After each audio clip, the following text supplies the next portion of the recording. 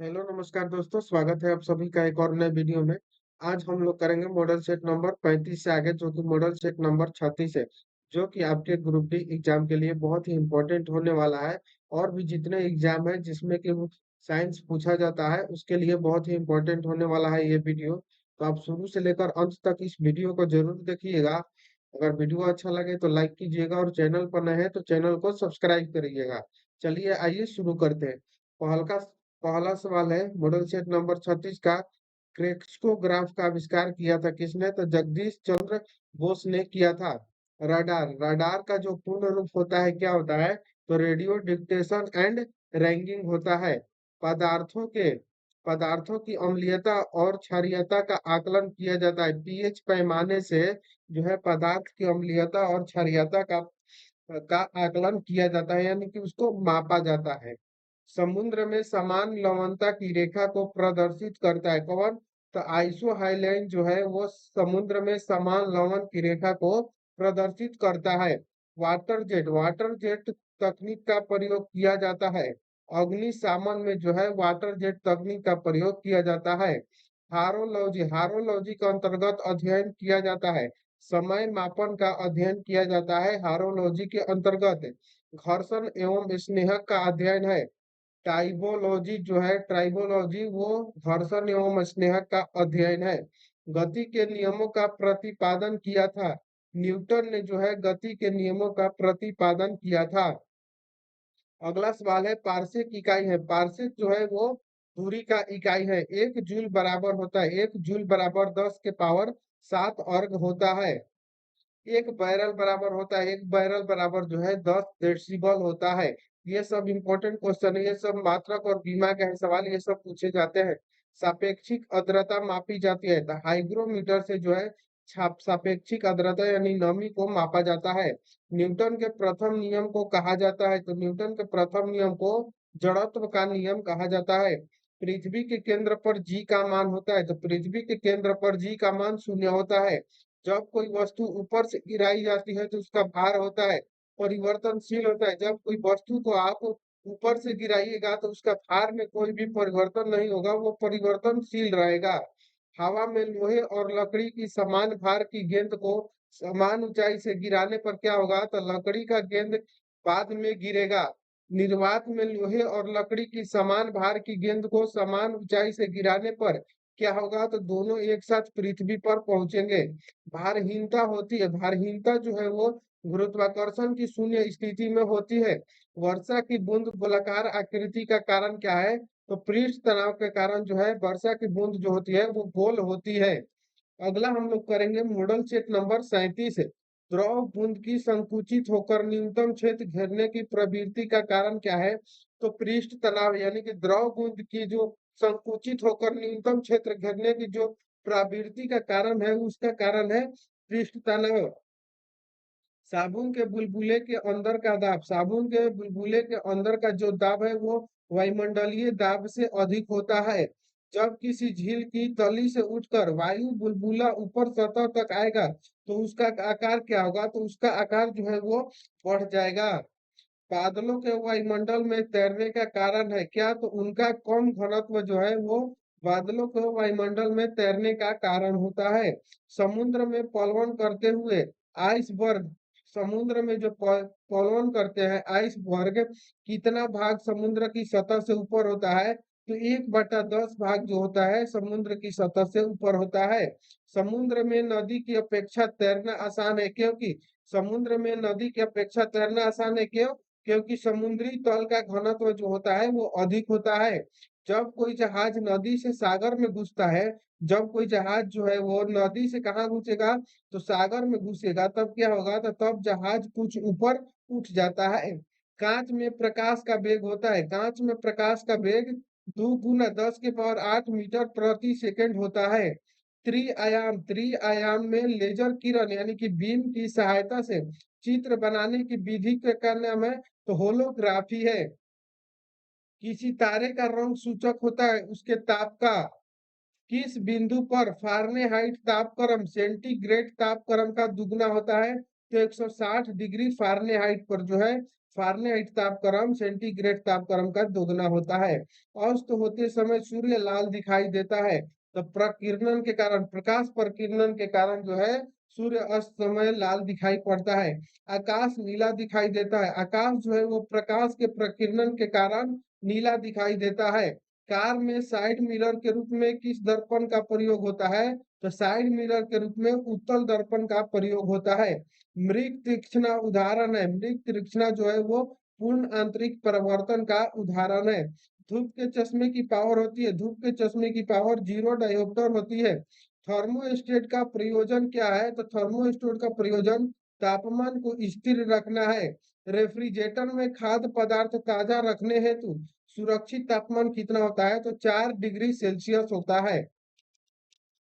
अगला model set है model set number 38 है। कह रहा है कि तेज हवा वाली रात में ओस नहीं बनती, क्योंकि क्योंकि वाष्पीकरण की दर तेज हो जाती है, इसीलिए तेज हवा वाली रात में ओस नहीं बनती है। ये जो क्वेश्चन है वो कल भी हम कराए थे पिछले किसी मॉडल सेट में था, इसलिए आप अगर रोज वीडियो देखते हैं तो आपको उस पर बहुत सारे प्रश्न जो है वो इसमें रिपीट है, आपको वो याद हो जाएंगे। इसलिए नहीं कर रहे हैं कि हमारा वीडियो देखिए आप मेरा व्यू बढ़ेगा, ऐसे वैसे कुछ नहीं है। आप बुक से भी पढ़ सकते हैं, लेकिन पढ़िए, नहीं पढ़िएगा तो नहीं होगा, क्योंकि एक 1.08 करोड़ इतना जो है फॉर्म भरा हुआ है 32,000 सीट के लिए। जब दो लोग आपस में साधारण बातचीत करते हैं तो लगभग कितने डेसिबल ध्वनि उत्पन्न होती है? तो 30 से 40 डेसिबल ध्वनि उत्पन्न होती है। मैं भी एक बात बता दूं, मैं भी खुद ग्रुप डी का फॉर्म भरा हूँ। जब दो लोग जोर से बातचीत करते हैं तो लगभग कितने डेसिबल ध्वनि उत्पन्न होती है? तो 50 से 60 डेसिबल ध्वनि उत्पन्न होता है। क्रिस्टल की संरचना जानने के लिए प्रयोग में लाया जाता है। दृश्य प्रकाश को प्रयोग में लाया जाता है। टेलीविजन के दूर अस्त नियंत्रण में किस प्रकार की प्रकाश तरंगों का उपयोग किया जाता है? तो औरत प्रकाश तरंगों का उपयोग किया जाता है। घड़ी में स्फटिक क्रिस्टल का कार्य किस पर आधारित होता है? तो दाब विद्युत प्रभाव पर आधारित होता है। एक सूखी सेल में कौन सी ऊर्जा पाई जाती है? तो एक सूखी सेल में रासायनिक ऊर्जा पाई जाती है। एक कार बैटरी में प्रयुक्त विद्युत अपघट्य होता है, सल्फ्यूरिक अम्ल होता है। टंगस्टन की खोज किसने किया था? तो टंगस्टन की खोज विल्हेम सीले यानी कि टोरबन बर्गमैन ने 1781 में किया था। हाइड्रोजन लैंप का तंतु किस मिश्र धातु का होता है? तो टंगस्टन एवं सोडियम का होता है। मानव शरीर यानी कि शुष्क विद्युत रोधी के परिमाण की कोटि क्या है? तो 10 के पावर 6 ओम। सामान्यतः सामान्यतः जो है ट्यूबलाइट में कौन सी गैस होती है? तो आर्गन के साथ मरकरी वेपर होता है ट्यूबलाइट में। फ्लोरेसेंट ट्यूब यानी कि प्रदीप्त बल्ब में कौन सी गैस भरी जाती है? तो मर्क्यूरिक ऑक्साइड और नियोन भरा जाता है।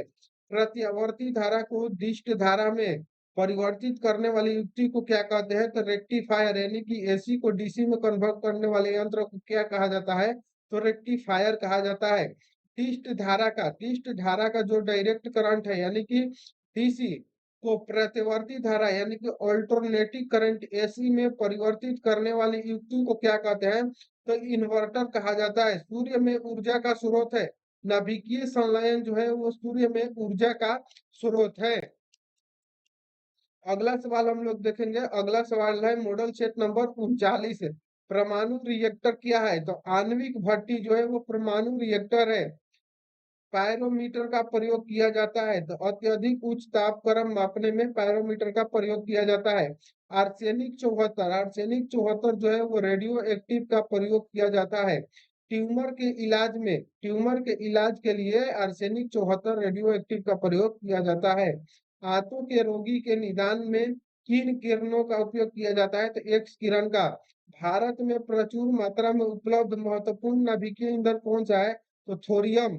थोरियम का मुख्य स्रोत है, थोरियम का मुख्य स्रोत जो है वो मोन्जानाइट है।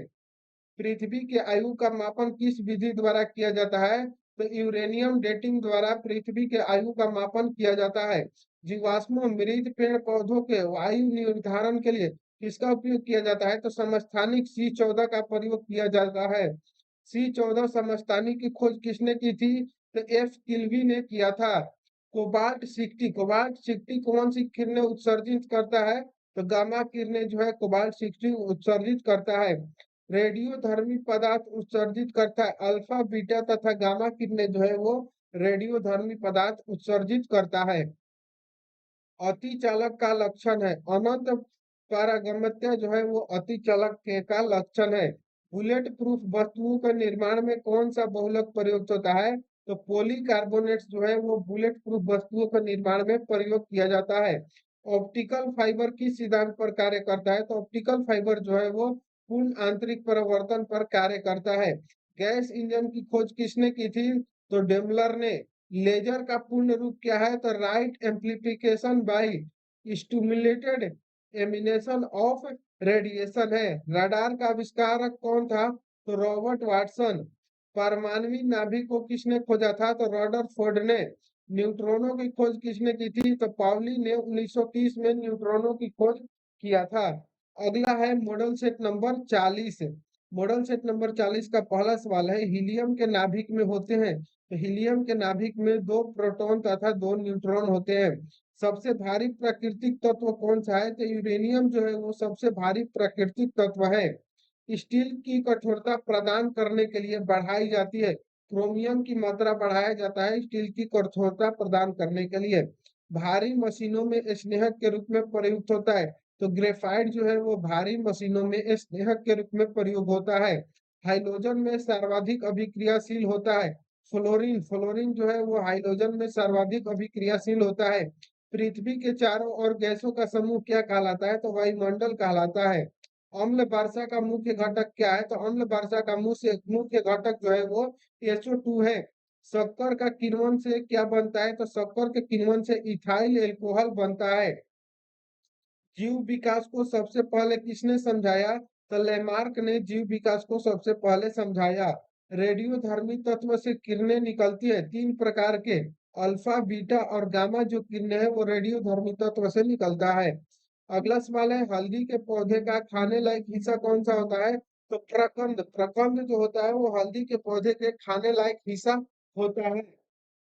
अगला सवाल है, रक्त में लाल रंग किसके कारण होता है? तो हीमोग्लोबिन नामक प्रोटीन के कारण रक्त में लाल रंग होता है।